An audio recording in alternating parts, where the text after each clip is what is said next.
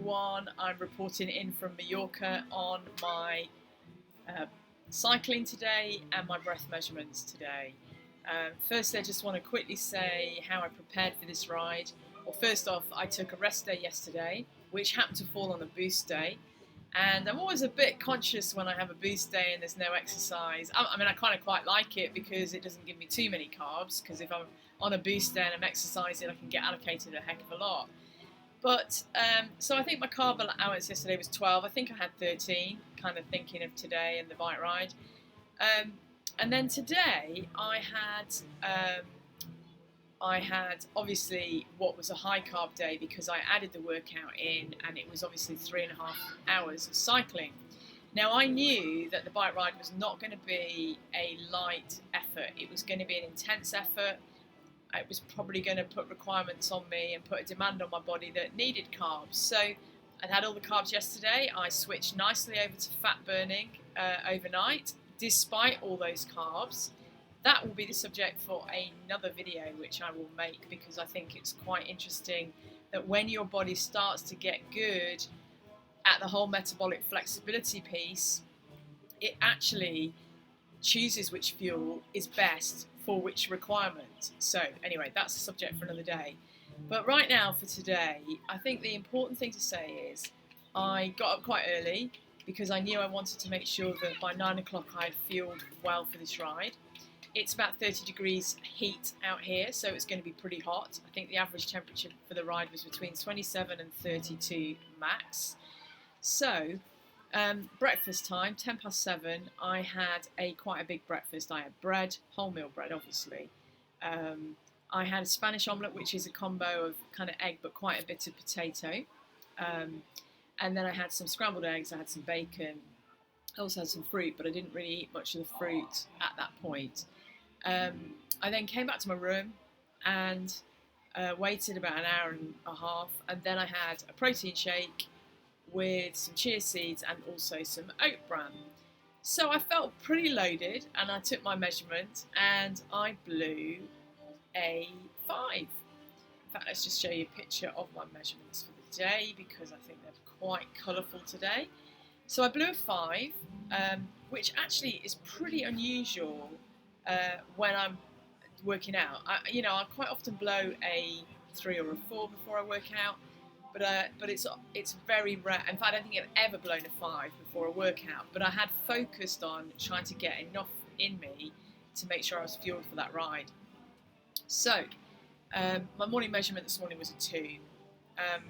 Anyway, blew the 5. We went out on the ride.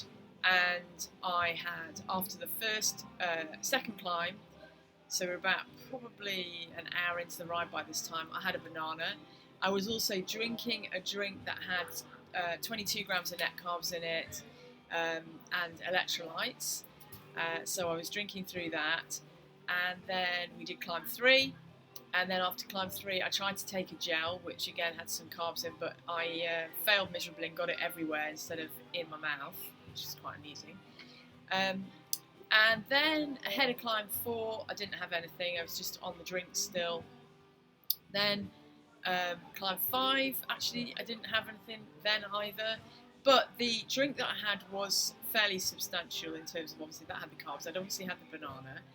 And then ahead of climb 6, which was the big climb, I had a big dose of carbs. I had 40, I think it was 49 grams of net carbs in a little packed special protein and carb bar.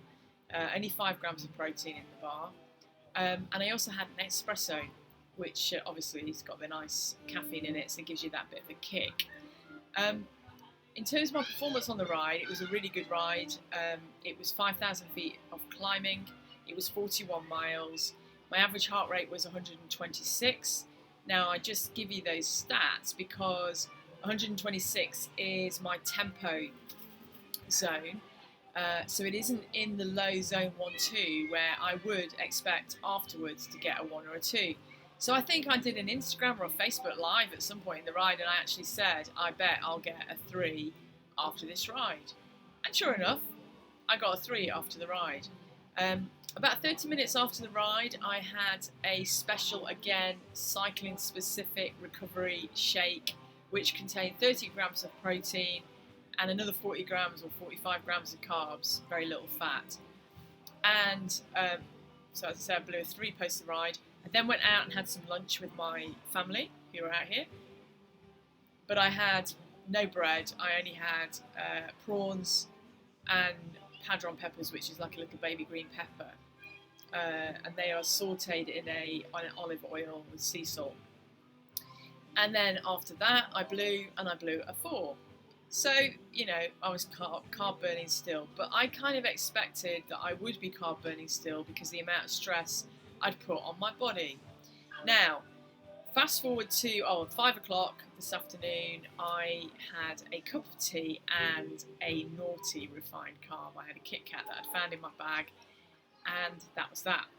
And that was at 5 o'clock. I didn't blow after the Kit Kat, I just thought, oh, I'll have a Kit Kat. And then at 10 to 7, before I went for dinner, I did a breath measurement. And this was the breath measurement. It was a 1. So, now, why do I share this? Because when we talk about fat burning zone in the activity, we know that the body will burn fat when we're exercising at a lower intensity, and it will use fat more for the workout. However, when we then put the body under more stress in a more intense workout, it wants carbs and it needs carbs. And I look at my brother, he didn't really have much fuel. There's hardly any fat on him, but he's not really that muscular either. But I don't want to be using my muscle as fuel to make those carbs, and so I made sure I had enough carbs to fuel for the ride. Now the interesting thing, and this is probably the second time that this has happened to me, is that obviously I blew a 3, then I blew a 4, but then as your body comes out of that stress from the requirements of the intensity of the exercise and calms down, I'll say, the nervous system calms down, it's now depleted all of the carb stores and it switches. And so, yes, the exercise was intense at the time and it needed carbs at the time, but as it moves into that switching down phase and it's depleted all the carb stores, it then switches to fat burning. Hence that if you do some activity that is more intense, you are more likely to burn fat for longer afterwards, or you're more likely to burn fat at a later stage than during the actual exercise or immediately post the exercise. And the reason I share that is because, you know, people say, oh, what exercise should I do to burn fat? Well, actually, do both, but don't do the high intensity stuff all of the time because your body will have too much stress and probably struggle.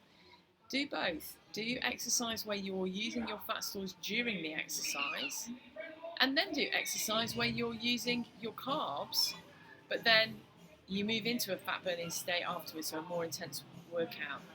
Now, the other thing I'd say about my workout today is 3 hours and 30 minutes wasn't a HIIT workout, it was just an intense workout, in the sense that I had 6 periods in that ride which were intense and put that requirement on me for carbs.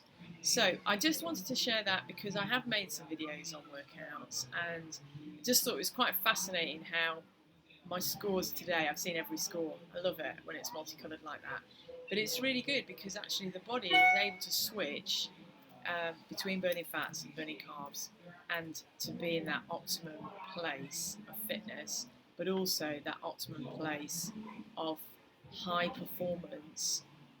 I felt so strong on the ride, and I felt strong at the end. I could have done another hour. In fact, we were going to do a slightly longer route, but time didn't give us that opportunity today. And tomorrow I will have a rest day from the old cardio and I will do some weights. And that will be good because that will be low intensity, but also it's good because it's going to keep those muscles toned.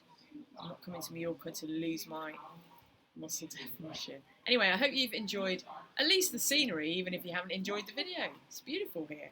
And I hope you can't hear the live entertainment, but I hope this video has been helpful for you today. Leave any questions, subscribe to my YouTube, and follow me on Instagram at Maria Fox Wellness. There's going to be more coming on that page. Have a good one.